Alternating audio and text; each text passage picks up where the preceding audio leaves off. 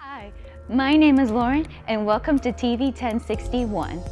Join our network and broadcast your film live across the continent. Come to our studio and film and stream your TV show, sitcom, and showcase and broadcast it worldwide. Combine multimedia with your live stream. Independent filmmakers show your movie and afterwards interview your cast live. Sponsors, advertisers, I'm talking to you. This is your chance for global exposure. These are exciting times that we're in. Traditional TV is but a thing of the past. TV 1061 is on the Roku platform. Roku is an industry leader in internet TV. It has a viewership of 53 million and counting. It is the most popular and fastest growing internet TV platform.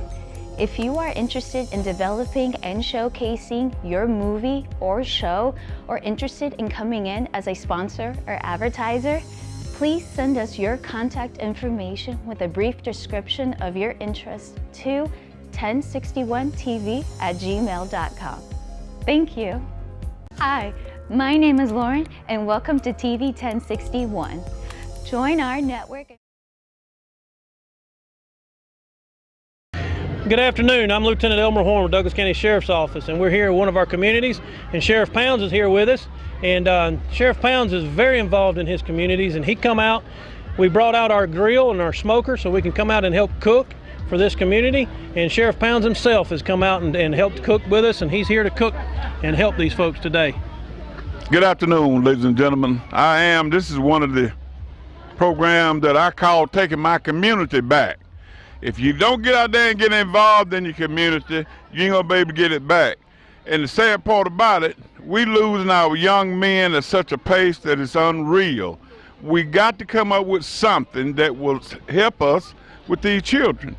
Got to. So this is what I'm doing. I love it. I'm out here in the sun. It's hot, but like I said earlier, we're gonna do these until we get that gap between law enforcement and the community bridge. We're gonna bridge that gap because we're gonna get out of here, we're gonna shake hands, we're gonna find out if they got any kind of problem we can assist them with, and invite them to the sheriff's office and come to the roll call. Just come see what's going on at the office. Thank y'all so much for being here. Thank you, Sheriff Pounds. And like I said, this is just one of many events that we bring this grill out to help with our communities and get involved. I'm here today at one of our community outreach days with our sound truck. And our sound truck is used for just what you see. We come out to community days, we play loud music, and be able to just have a good time with it and enjoy our community. At a sheriff's office, you get to see us in a little different light. We're not always out there writing tickets or locking people up. We come out to your community day and be a part of your day and help you celebrate your community. And this is just one of the ways that we can do that, was with our sound truck. We're here today in one of our communities.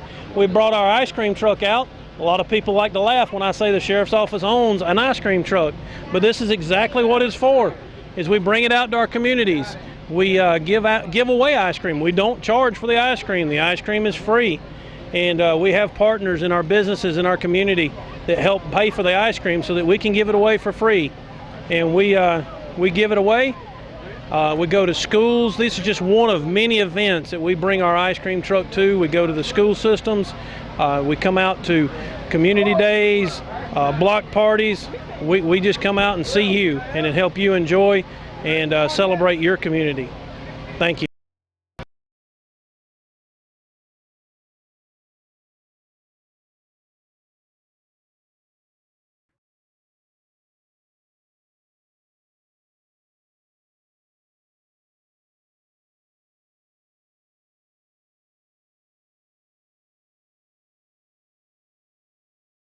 You are tuned in to Talk Show Kings on TV 1061.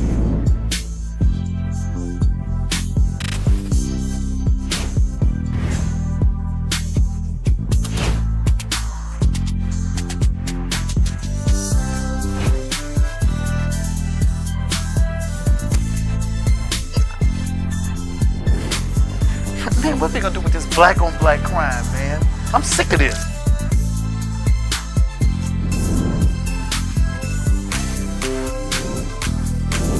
Thank you for watching another edition of Talk Show Kings. on TV 1061. We'll be seeing you soon.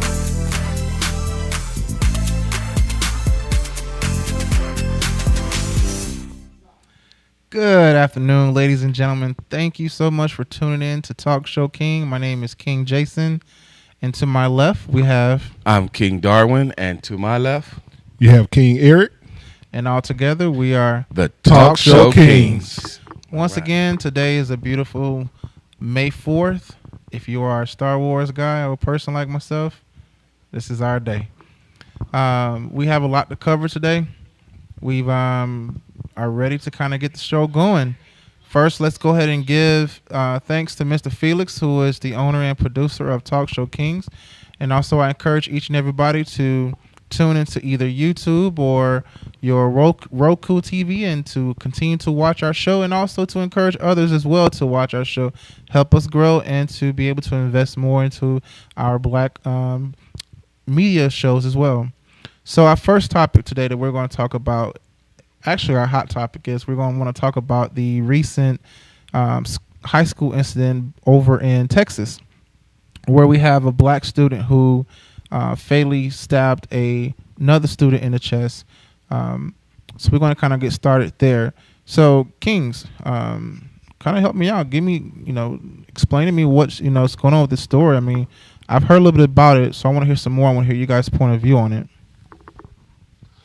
So the teen, Carmelo Anthony, apparently was being bullied by some twins that went to another school, and they showed up at the track meet, and from what I recently found out, they weren't supposed to be at the track meet, and they were in a tent where Carmelo's coach told him to go to the tent. And he had the knife in his book bag, and a lot of people are wondering, why did he have a knife? Well, to defend himself. For one, if he's being bullied, he had it to defend himself. And yeah, he did tell the teen that he eventually stabbed, "Don't touch me." And apparently he touched him and he killed him. Now, the big outrage was it self-defense or was it murder? Because he took that knife into the track meet. Well, I mean, if you're anybody that's been bullied before and you're going to be around anybody that's bullying you, you're going to have some type of protection. So in this instance, I see it as self-defense. Now, the media and others who bring in their opinion on this topic, they say it's murder and he shouldn't be able to get out of jail. Well, if it's self-defense, he's going to get out. King Darwin, what are your thoughts? My thoughts on it is I'm just now hearing that he has was bullied prior to this incident.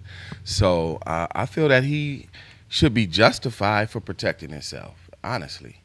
If someone is bullying you or threatening you in any type of manner, and if you said that he said, don't touch me, and the guy touched him or did something to him to provoke him, I definitely feel that he should be justified for protecting himself, because, it's one thing for, I think,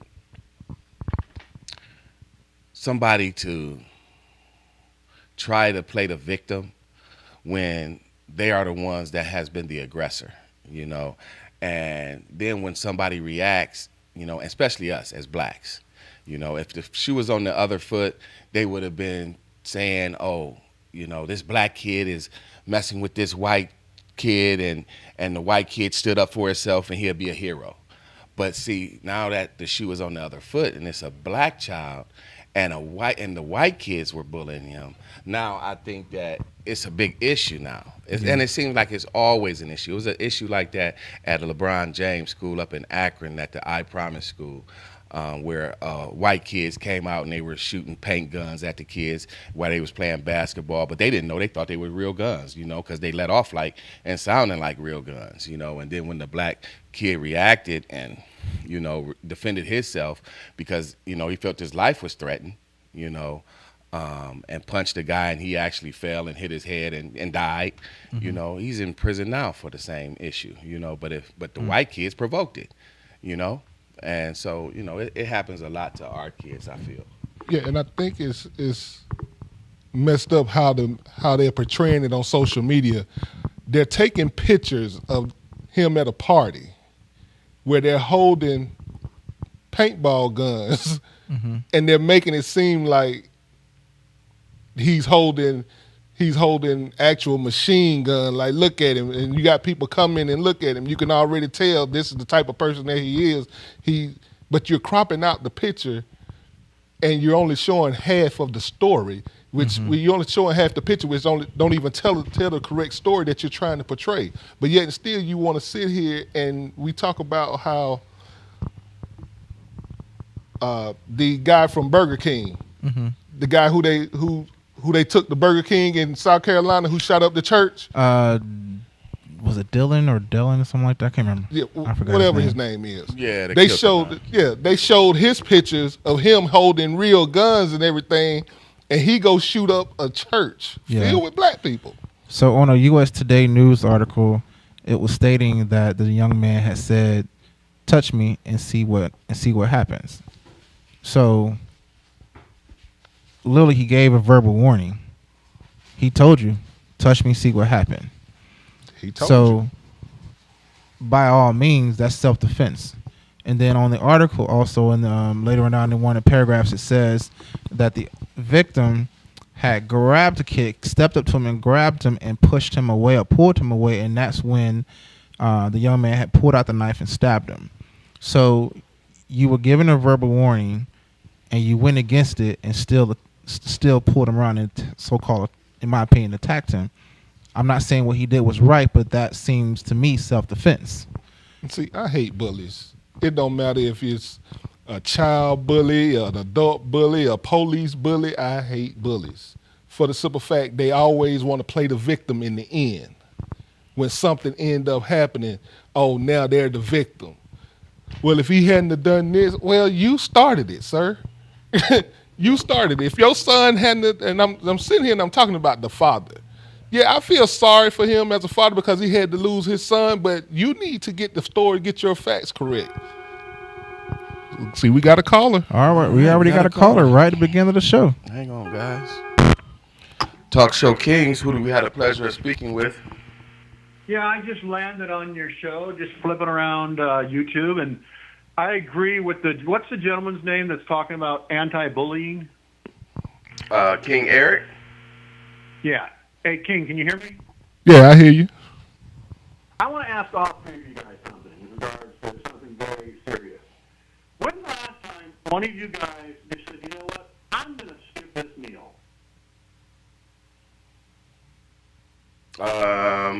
Well, I only eat once a day, so maybe one of the other kings can answer that. All jokes aside, so what's I just like I said, I just tuned in. What's the base of your show about? What separates you guys from all the other 100,000 shows online? Well, we just talk about real issues, real topics, and try to enlighten people to really what's going on in this world today. You know, and giving our own opinion on these topics. And also giving opinions of those who don't want to say the things that need to be said. I agree. Can I ask you two guys a personal one? It's actually not a personal question. I'm sure you guys are fairly open. In the last election, can you guys each say, if you want to say or say it's none of your business, did you vote for Harris or Trump? I didn't vote for neither one of them because neither one had my agenda in mind. So I opt out. I voted for Harris. And I voted for Harris as well. How about yourself, sir? Who'd you vote for? Well, I chose the least of the two evil, the least of the two stupid, the one that absolutely would have no clue on any level what that person would do once they got into office. And which one was that? I voted for Trump. Oh, I mean, okay. think about it. Come on, guys. Did you vote for So- her specifically because she's... Well, hold on. I think she became black once she started running for president. I'm not sure she ever identified as being black before that. But I get that. You know, you got to cater to a group. Like, you know how, like, sometimes when she's speaking to certain white people, she speaks very articulate. But sometimes when she gets in front of black folk, boy, she goes more country than Mom's Maybelline eating Aunt Jemima pancake syrup. You have a So point. here's my point. Come on, guys. Seriously. So- you know what? I wish they were both green. Have you ever seen the color movie? was green. Have you ever seen the movie The Great Debater? Exact same dialect. I think if they both spoke the exact same dialect, I think you might vote if you had voted for Trump. But maybe I'm wrong. Right. Why did you vote for her? Did Right. race have anything to do with her? Did race have anything to do with you voting for her? So I have a question. Have you ever seen a movie called The Great Debate?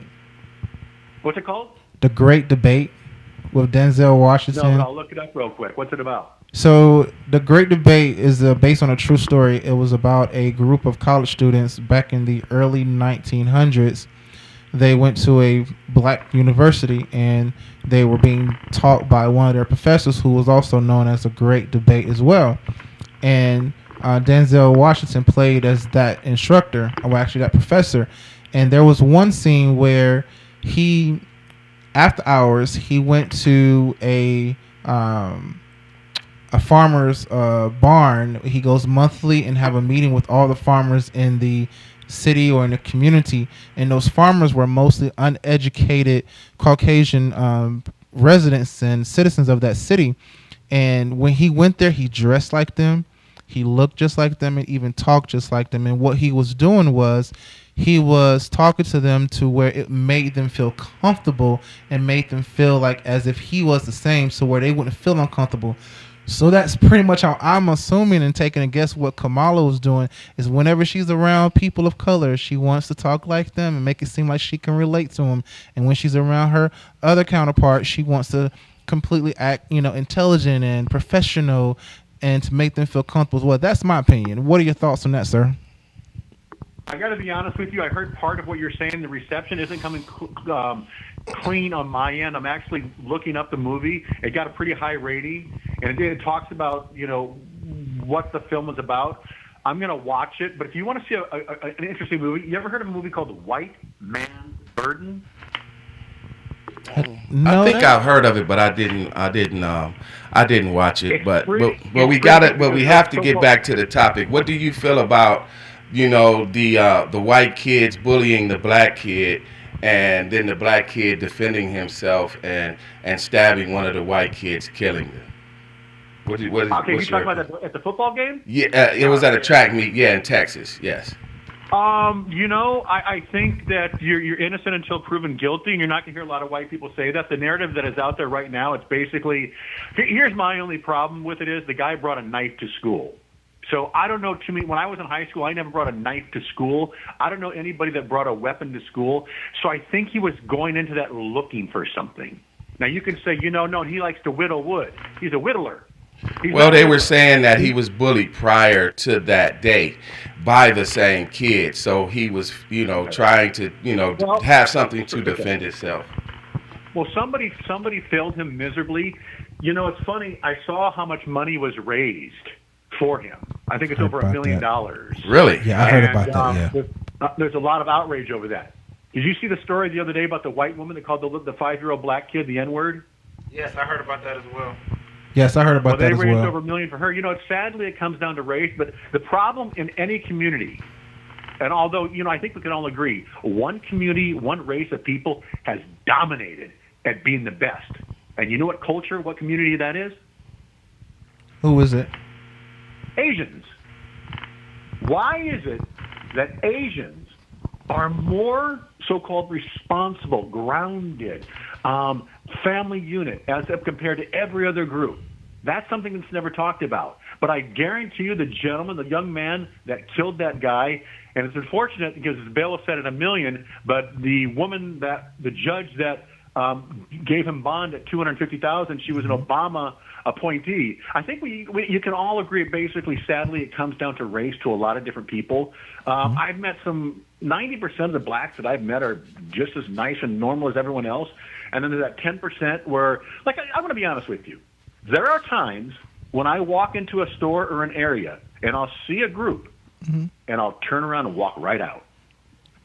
Because I know in a group, especially if there's a group of them, I know there's a larger percentage of something going to happen. No, I'm talking about looking at them, the way they dress.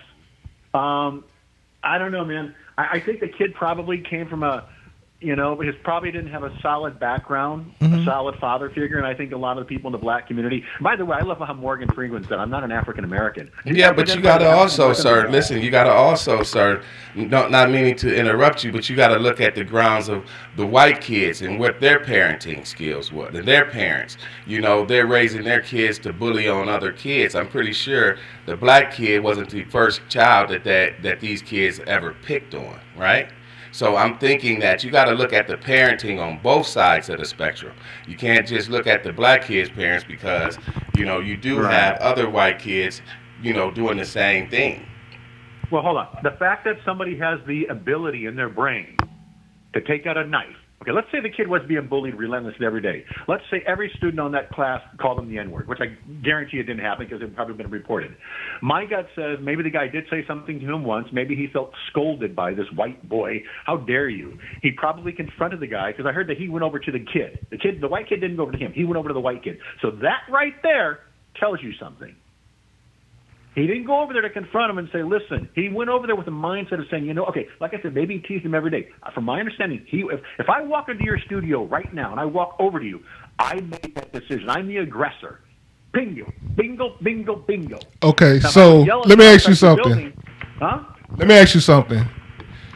He was told by his coach to go to that tent.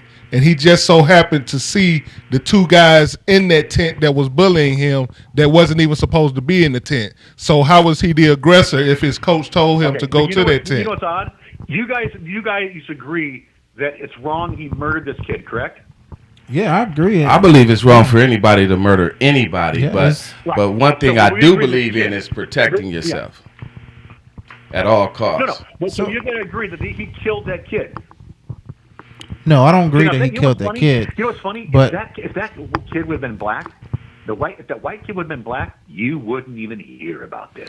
It wouldn't mean anything. Because one thing I do want to, this is one thing I do want to address to all of you guys, is I want to remind you that schools are zero tolerance to where they do not allow any type of weapon. I mean, just bring in any type of weapon. It don't matter if it's a knife, a box cutter. It is still considered as a weapon, to where a child can be expelled or even arrested and charged close to a felony for bringing a weapon on school grounds. So I don't agree, and I'm not saying he was right or wrong for taking that young man's life, because he took a life. That life is gone. We only have one life, and that's it. So what he did was wrong, and how he did it was wrong as well. It could have been resolved. Did you see some of the photos that they showed of that kid, of the black kid? I saw one. They show any person. Yeah. When it comes on the news, they show them with a suit and tie on. But then they dug a little deeper. They show them with guns, big guns, gang signs. I'm pretty sure you're not going to see the white kid, the big guns and the gang signs. Yeah. Like you say, the media has a way of always influencing the people out here in the world. But the sad part about it is that we're all part of the human race. So one thing for sure and two for certain is that we all need to be able to. It's about equal rights for me. Equal justice. Everybody should be getting treated equal in this world. And it's one thing for sure. We all know that it's been a group of people that hasn't been getting treated equal. Since colonialism, right? So you're talking about blacks, right? Absolutely. Can I say one thing? I'm going to let you continue on, and then I got to go. Well, okay. But in talk show the other day, okay, and they were talking about the wealth and the prosperity of blacks. Yes. Before the civil rights movement, I'm not articulate. I'm not educated enough. But it turned out, man, the black family was so strong and so together, and there was actually wealth and all that. But then I guess certain civil rights acts took over, and then jailing took over, and No, it was a lot of bombing, and there's about a lot of lynching, and it was a lot of fires, and and a lot of aggression, taken out against the black families. So before you go, sir, what happened. I want to ask you this one question. Would you like to come on our show and talk with us one Sunday? Would I like to do what? Would you like to come on our show and talk with us one Sunday? Oh, you guys are on Sundays? Yes. Yeah, maybe I'll check in. It's hard for me. I'm gonna. Okay, yeah. Are you gonna be on next Sunday? Every Sunday at. I'll set a reminder on my clock. My name is Charlie. But let me ask you this last question. It's a question that you could go on for 2,000 years to answer it. But if you had to wrap it up, what needs to happen for blacks, whites? I'm tired of saying whites. What needs to happen between blacks and every other race to get along? Trust each other. And respect one another. And got to be able to respect one another. Mm-hmm. The thing is, a lot of nationalities don't respect the other one's views because it may not be their views. But as long as if you're able to sit down and have a conversation and be able to talk to one another like they're somebody that's equal or someone that's is talked to them with respect, then a lot of things will change. Do you guys have a sense of humor? Of course. Okay, so I'm going to say something at the end of this sentence before I hang up. It's the last thing I'm going to say. It's a joke, okay? So you have to know where I'm coming from. It's a joke, okay? Okay. So we just had a very lengthy conversation where we were talking about my input about whites and blacks. Once again, the last two words I'm going to say, it's a joke. I'm thinking about before I'm saying it. Most people don't think about racist comments before they say it, okay? So we had a good conversation. I'm glad that I got to talk to you guys. I will call in next week. And I think if I had to leave this conversation with two words, I would say white power. All right. And I would leave it with black power. Well, once again, I really appreciate that gentleman for calling the show and having this great conversation with us, and hopefully next Sunday you will join us again, and hopefully we can actually see you in person on air with us one day to have a great discussion with you. We really appreciate it. Wow, I'm speechless. This was it was unexpected. It was very educational. It was very respectful, and to even hear someone from a different upbringing of expressing their thoughts and concerns about these stories. Do you guys have any feedback on what just happened? No, I mean, like you say, it was definitely, I would say, surprising, but at the same time, it was a good little conversation we had with the guy. And like you say, hopefully he will take the time and want to, come and be on the show with us so we can bridge the gap between racial divide. I completely agree. Brother Eric, King Eric, actually. I agree. I mean, it was, he talked like he may know a little something. But then, he could have just been saying that just to say it. We don't know his true feelings. Yeah. But hopefully all of that was sincere, and it wasn't like he said it was going to be, it's a joke. Well, I mean... Well, that's why we're here, guys. That's why we're here. Hey, anybody can call in and give. Yeah, anybody can call in. We welcome. We welcome all races and ethnic groups of people, and just to share and conversate and have this conversation, because that's what it's going to take for the divide to close that gap. It's got to take a lot of hard conversation. A lot of candid conversation had to be had. And this is, when I first started coming to the show, one of the discussions that I brought up is that families don't have that discussion at the dinner table no more. And what we just had, I take that like a dinner table conversation where you had to face the truth and reality of hearing someone else's thoughts and opinions on their experience, their upbringing. It really will help. Yeah, absolutely. I think so. I really appreciate you guys. Also, I want to say as well, do not forget, if you did hear the movie called The Great Debate with Denzel Washington, if you guys have never seen it, I encourage everyone to watch it. It is a lot to learn. It has a lot of history to it. And if you want to take some extra time off to do some research on it, that'd be even better. So our next topic I want to talk about, since we're on black justice, there was a most recent incident that happened, I believe, 2 days ago on May 2nd, where a black man who recently lost his son from a police shooting. The police officers were responding to a call, and when they arrived at the scene and they addressed their presence, a group of teenagers were seen in the car and they started running. One teenager was seen with the weapon, and the officer screamed out, "He has a gun!" And then swiftly there were gunfire, and the gentleman who had the gun was shot and killed on sight. It happened so rapidly that the police officers didn't really have time to respond to it differently. So now then a day later, to my understanding, is that his father, who is now in jail, he recently killed the sheriff deputy out of retaliation for the murder of his son. Now, yesterday, if I'm correct, today is Sunday, either Saturday or Friday, the father was in court for his hearing, and you could see on the news where there was a whole line of deputies inside the courtroom just watching what was going on. So what actually happened, the father ran over a sheriff deputy at an event. The deputy was a retired deputy who was working part-time for extra hours to work for volunteer work, and he was a well-known deputy. I believe he served over 30 years on the force and had a great reputation. And now that his life is gone, it has hurt a lot of people. But not only just hurt that deputy's family and friends and colleagues, also the family of the teenager who was shot and killed also were devastated as well. So 2 lives were taken, and we all have different opinions on it. Was it justly or unjustly? Brother Darwin, what are your thoughts on that? Well, like I was saying, even prior to this, I'm not for anybody taking anyone's life.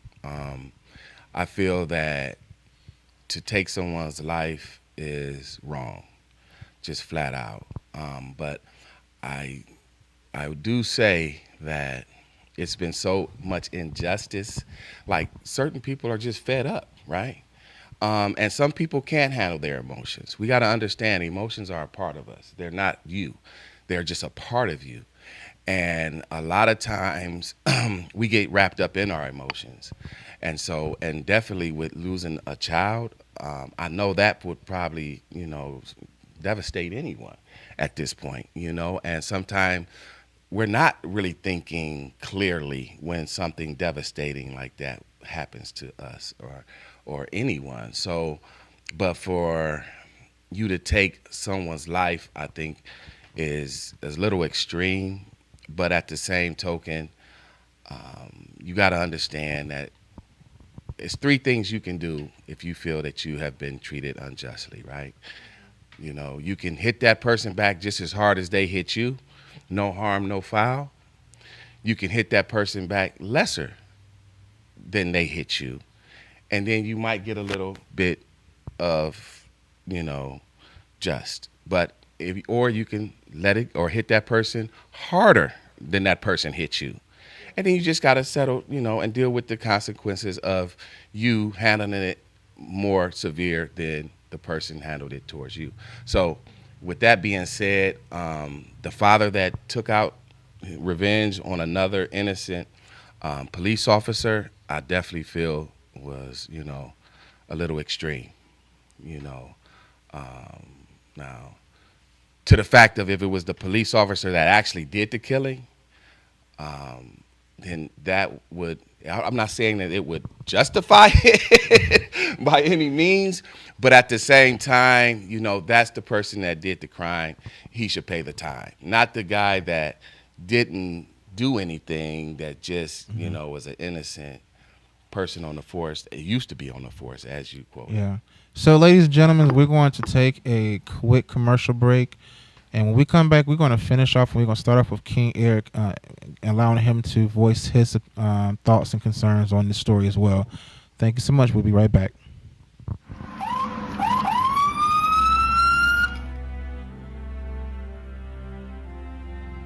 Hi, I'm Chief Gary Sparks with the Douglasville Police Department. Today we want to give you some safety tips concerning traffic stops. Take a look. So you look in your rearview mirror and see flashing blue lights. What do? Remain calm. Yield to the right and pull your vehicle over into an off-road area that is safe for both you and the officer. Put your car in park. Remove your foot from the brake and turn the radio off. Remain in your vehicle. Have your driver's license readily available for the officer. Keep your hands on the steering wheel, visible for the officer at all times. If you need to retrieve any items from the interior, explain what you're reaching for to the officer and avoid any sudden movements. Rolling the window down completely establishes a level of trust with the officer and allows for ease of interaction during the routine traffic stop. Be courteous and polite. Be cooperative and willing to follow the officer's instructions. During a routine traffic stop, the officer will return to his vehicle to run the tag and driver's license verification and complete a citation if one is necessary.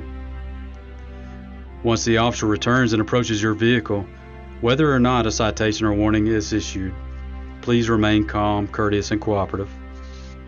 Sign the citation acknowledging you agree to appear in court, and do not dispute the citation with the officer.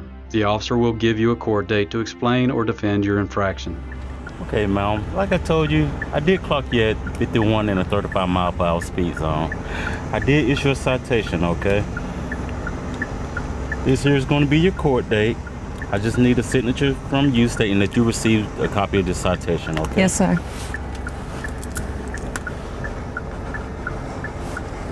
Thank you. All right.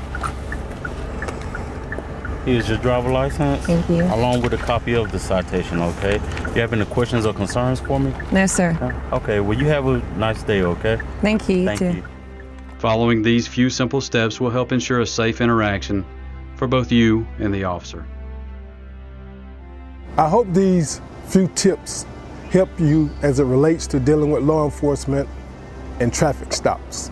Not only in traffic stops, but in all encounters with law enforcement.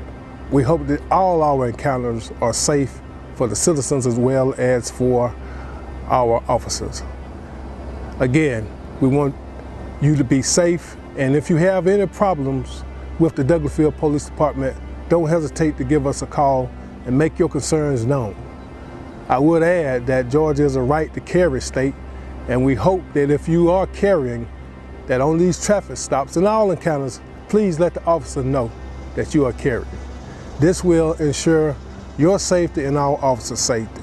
Thank you, may God bless you, and may God keep our community safe. We are one.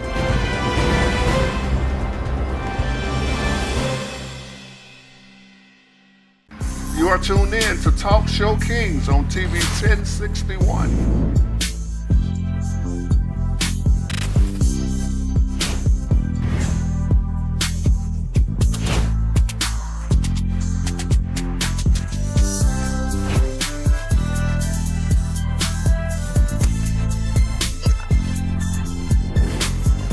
Man, what they gonna do with this black on black crime, man? I'm sick of this.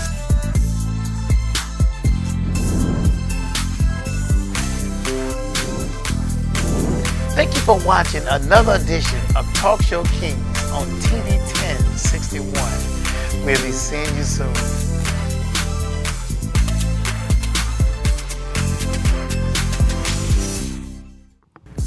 Welcome back, ladies and gentlemen. I am King Jason, and we have King Darwin and King Eric with us. And right before we went on break, I had promised when we come back that King Eric would be able to share his thoughts about the police incident with the young black teenager. And I apologize. I meant to tell you where it was located, which is actually in Cincinnati, Ohio.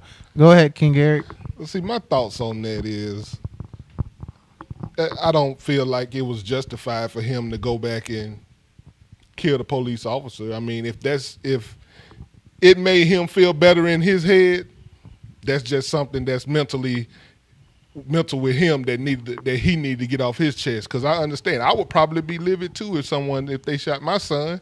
I can understand that, but the law is the law, and sometimes we have to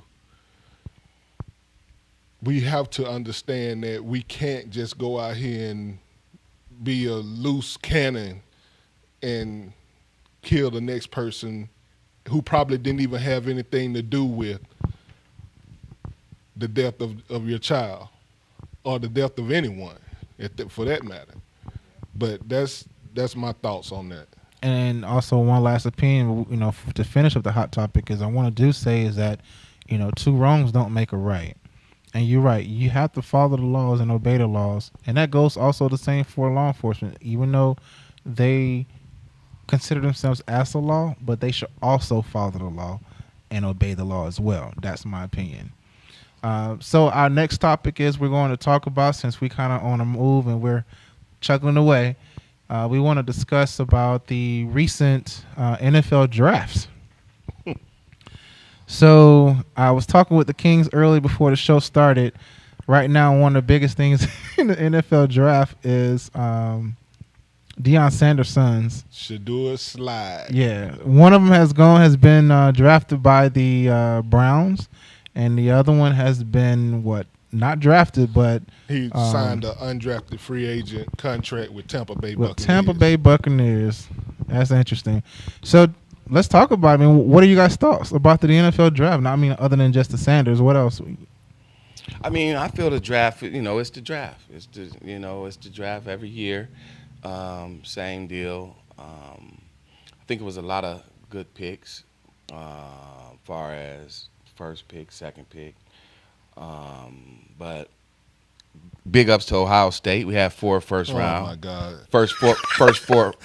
Ohio has a great reputation. Come on, they've been in the building. Yeah. Ohio State's one of the tops, man. That's been like that since the early '90s. When I was a kid, Ohio State was always known. And the legacy continues. What's on your mind, King Eric? This guy, every time we say something, it's always something. He always got to bring up something about the Ohio State Buckeyes. Well, I care nothing about them. Hey, anyway, we're in the building. We're in the building. I bet you can't name the 3 people, 4 people that was drafted. That's beside you. He knew that. But no, the draft, from my perspective, it was shocking to actually see Deion Sanders' son, Shedeur Sanders, not get drafted into the 5th round. I think it shocked a lot of people. It shocked a lot. It even shocked me, and I usually don't watch draft. This is me and my wife's first time watching it, and just hearing about it was even like, huh? Listen, how do you draft a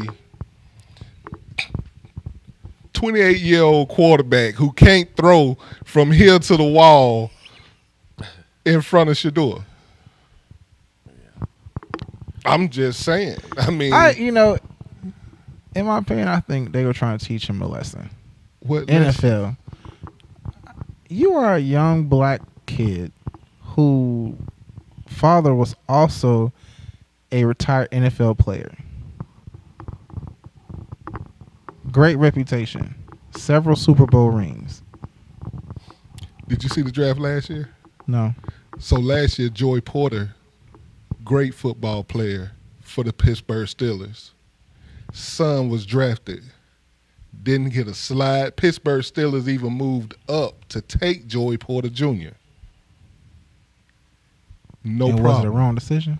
No, it was not a wrong decision. Okay. But the thing is, it wasn't that much of a hype around it as it was with Deion. So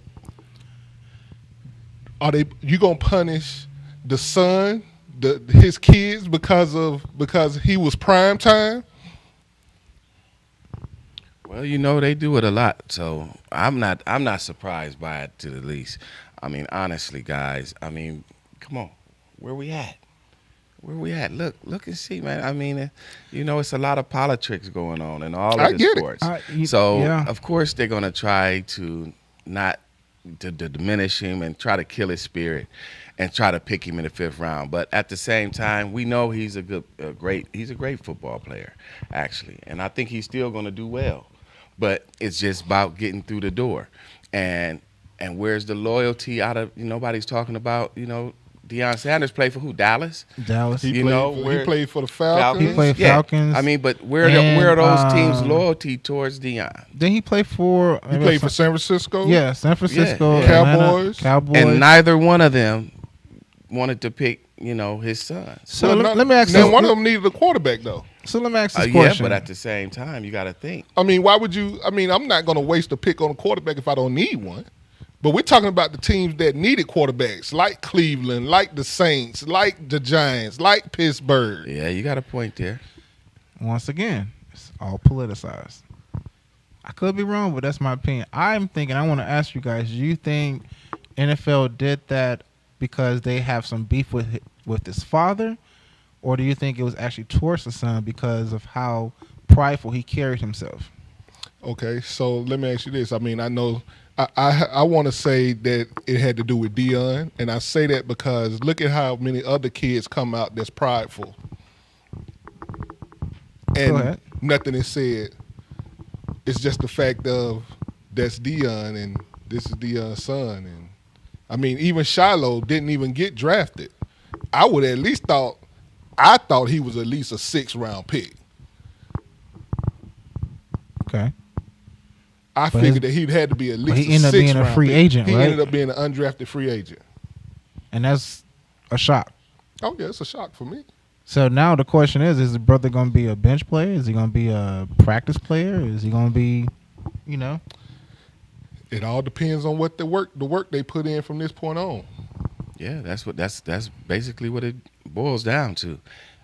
What type of work ethic he got, and if he's going to be able to keep up with these wide receivers, right? We're going to see. Now, Shedeur can take that frustration, and he can turn that into something positive. He can say, okay, since y'all want to do this to me, I'll run this. He can act like Denzel in Training Day. So how long do you think the Browns going to keep him? I think it's going to be a 1-year contract. Some of my buddies think it's going to be like a multiple-year contract because they're going to feel like he could bring more revenue towards the Browns. I'm going to tell you what I think on that. I feel like he's going to win the starting position. Okay. And he going to play, and he going to ball out. I hope I'm not wrong. I hope he don't make me out to be a lie either. But because he has the talent to do it, I feel like he will ball out and he will get that money. And the Cleveland will probably they probably don't want it when he become a free agent or whatever. They're probably not going to want to give him that money, but they're going to franchise tag him, which will be more. But when they do sit down at the negotiating table and somebody else need a quarterback other than the Giants, the Steelers, the Browns, I'm going to be the bad person. I'm going to be the bad person for a second. There. I'm going to ask King Darwin this question. When RG3 first started NFL, he came first string. Got hurt on his first game. Wasn't it his first game? And he got kicked out. No, it wasn't his first game. He went to the playoffs his first year. First year. It was his first year. He got hurt. They thought he was going to be the next top QB, go to the Super Bowl, win the Super Bowl, and end up getting hurt. Permanent injury. Now he's no longer playing. He's a sports analyst now. I'm not putting jinx on, the young man, but something where NFL may look at him in that kind of way, like, hey, you may be big and bad, but what if you get hurt? Well, this is my thing here in the NFL and certain quarterbacks, right? When I came up in my day, that's what I played. I played quarterback. I'm a quarterback. So that's my favorite position. I really analyze quarterbacks in the league. So you got to understand, RG3, yes, he was a great quarterback, but you got to put an offense that fits that quarterback. You cannot have a scrambling quarterback trying to sit in the pocket. That's not his role. You got to be able to gear the offense around your quarterback. You have to be able to do that. If you don't do that, then that quarterback is not going to succeed, is not going to excel, because you're not giving that quarterback the opportunity to do what he's best for doing. You see what I'm saying? And that's just like Shedeur. Shedeur, if he goes to Cleveland and they try to, I don't think he's going to start coming out, but, they always have injury problems. They got Flacco. He don't last long. Then they got the other quarterback. So, it's always prone to injury because the offensive line needs help, right? So he might get some playing time this first year. He may not.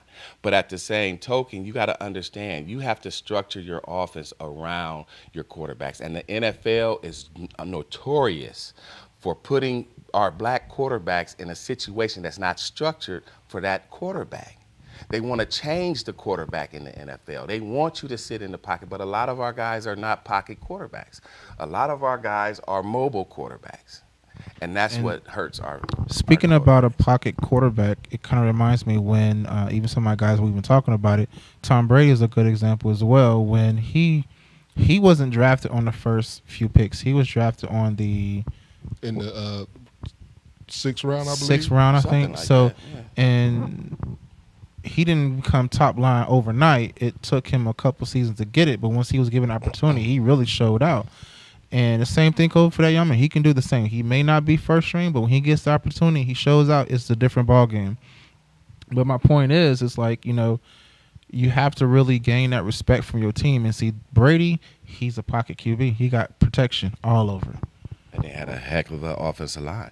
And he did. Always have. But like you said, he's going into to a whole different hostile league situation. And that's my biggest concern is like, okay, you were big in college, but my question is, can you actually handle the big boys game? Well, he did. He passed for 4,000 yards without a line at Colorado.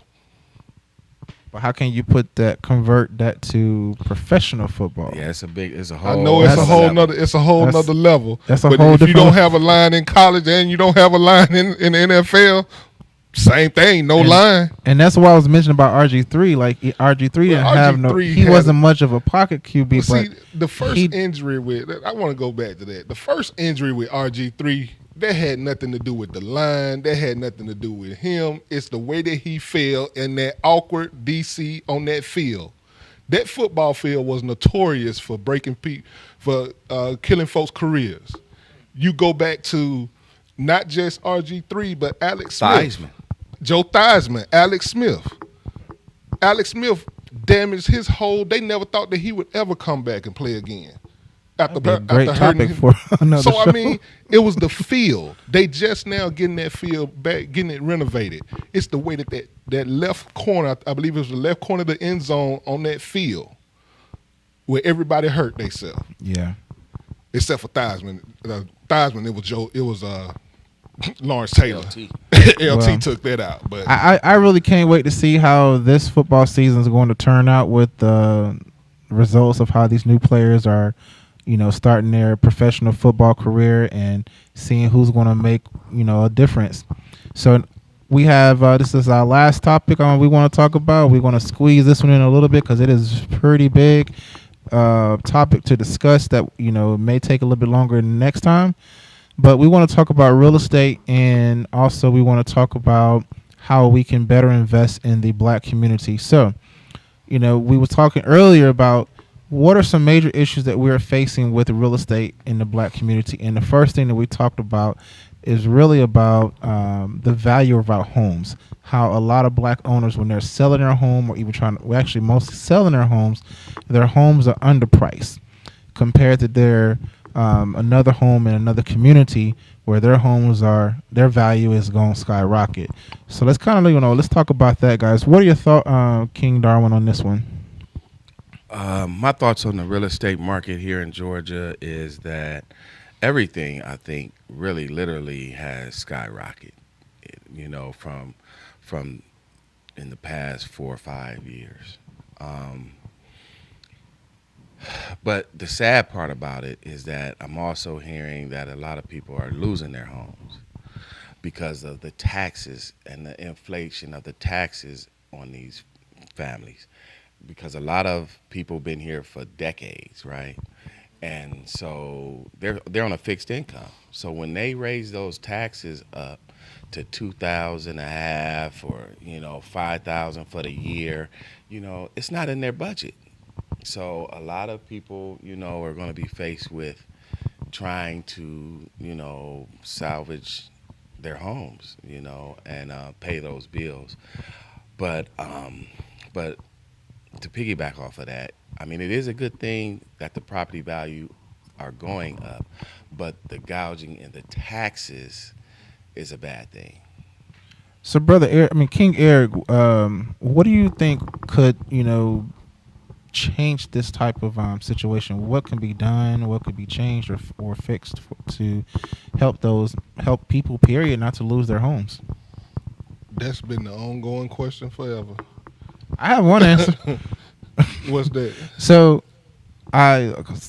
maybe like a year or two ago, I found out at Cobb County, they offer, I think 50 or 55, I can't remember the actual age, but if you're like a retiree or considered a senior citizen, you don't have to pay property tax anymore. So that's a good thing. I think, county should consider, after someone either pay off their home, or if they are a retiree or someone with a disability, that they should be exempt from paying property tax. That sounds like a plan. Because if you still want, even though a county has to make their money, there's other ways. You have a few cities. I know Sandy Springs has a city tax.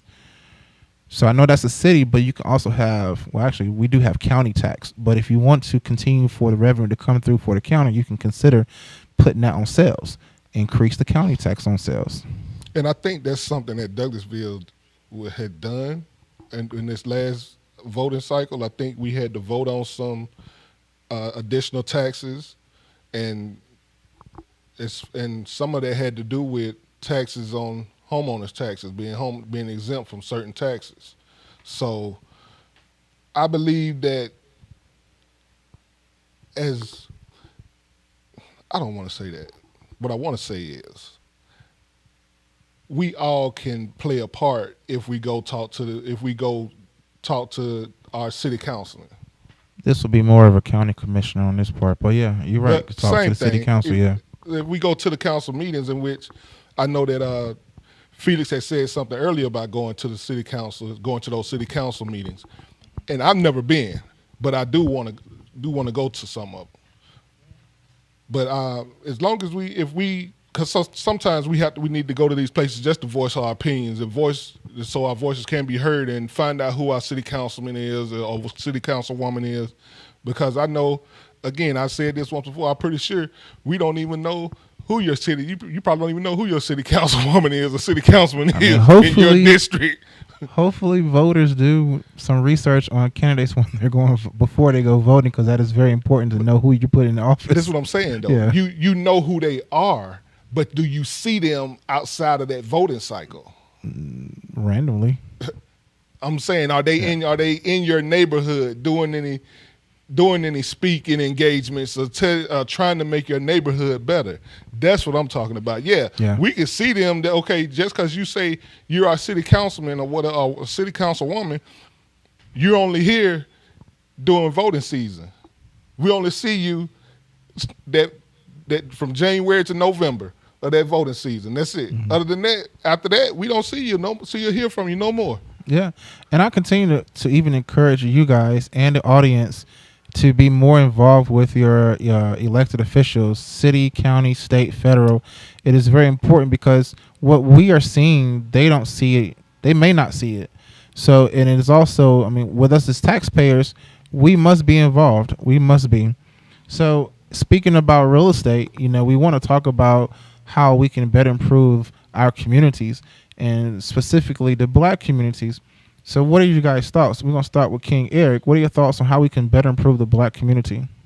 For one thing we can get together as groups and start buying up some of this land that's being sold to, in these buildings that's being sold to these outside nationalities that's coming in our area making money. We can do that. We can start buying up these houses and making it, even the houses that's abandoned. There's some guys that I've seen on YouTube where there's abandoned houses. They'll go out and cut that grass just so the neighborhood will look good. That we so keep the value of the property decent. I agree. I agree on that part. You're right. And I was sitting here thinking, listening to what you were saying. Also, and kind of encourage people, like, start a business, get your LLC license. Once you buy some property, you could put a new business there. You could put something that that we need that's not there, other than just a corner store or a liquor store or That's right, because I'm getting tired of seeing liquor stores and car washes in my neighborhood. We got about 500 car washes. What's your thoughts, King Darwin? My thoughts is that it's the system, man. You know, the system, that's just how it is. It's been designed to hold us down and to bring other ethnic and cultural and race of people up, right? Because like you said, we have all these other different nationalities of people that's coming in our neighborhoods, opening up these gas stations, open up these beauty stores, you know, and getting the funding. That's the thing. That's the whole thing of it all, is the funding. And so when we try to apply for the funding, they're not going to qualify us. We're underqualified. But these other countries, these other people coming in from these other countries, I don't know for sure, because I haven't really did the deep dive in on it, where they're getting the funding from. Is it from their country, or is it from our community? Is it from It could actually be from both. Because you know, there are some laws where when immigrants do come to America legally, they do get funds for Lord knows how long, and they, you know, a lot of times those family have about 4 families in one household. Absolutely. And this system, they take time to save with their money. Yes. And when they save with their money, they get the time where they can buy a home or even open up a business or even get their business license to start a business. Because if you look, there are a lot of things that they invest in, and mostly franchise businesses, or even something that can be not even a franchise, and open it up. And that's my point exactly. And that's where we have to get access to that. Yeah. You know, but they're not giving us that. They're not, but we've had these things, and then a lot of us didn't let these things go. We had the businesses, the black businesses, the black corner stores, the black this and that, but in time, we sold out, right? And so now it's a whole new day and time, and these other cultures of people are coming in, moving into our country, moving into our neighborhoods, not moving into our neighborhoods, just getting property in our neighborhoods and taking all the money out. And so it's about the neighborhoods coming together, standing up and being able to say, hey, if you're gonna, it's literally, if you're gonna be in our neighborhood sucking the money out of it, we at least need you to do something for our community, right? And that's where we have to take the stand. You know, if you guys are going to come in here and say, okay, you're going to sell this liquor, you're going to sell this gas, you're going to sell these beauty supplies, hey, you need to, I don't care what it is, give us at least a truckload of turkeys, for Thanksgiving. I mean, get something out of them. I got it. You see what I'm saying? But we're not putting the squeeze play down. We just allowing these companies, these people to come in and do what they want to do and take all the money, suck all the money out, and never put anything back. So, it's a lot of it falls on our back too. It does. We're being lazy about it. So. You have a great point, but this is our last few minutes of the show. Before we end, I want to thank each and everybody for coming in. King Eric, do you have any last words to say on these last couple minutes of the show? No, just make sure that start your business. Start your business. Get with someone and get with your city council, the county commissioners, and figure out a way that you can help the community. King Darwin, you got any last words? Absolutely. I piggyback off of that. Get more involved in the community, know your community. My thing is organize. I agree with both you kings are saying, because as a matter of fact, I recently applied for my business license, and I'm now waiting as we speak for it to be approved. That is the first step you can do, is to get your business license. And next, you buy a property, buy something to start either a business, or even buy old homes that are not occupied, repair those homes, put them up for sale, or even put them up for rent. Start there and put that money, invest in that money into our communities and our to where we stay, to make our area and our county better. Once again, I want to thank each and everybody for joining us today. I thank the young man who gave us a call. We would love to hear from you next week. Tune in next Sunday on either YouTube or on your Roku. Thank you so much, guys. Have a good week. All right. Peace. Peace. Tune in to Talk Show Kings on TV 1061.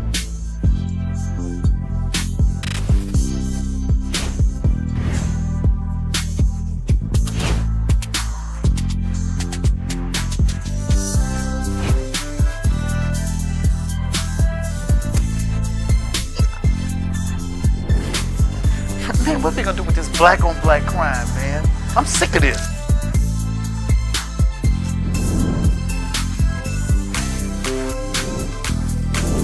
Thank you for watching another edition of Talk Show Kings on TV 1061.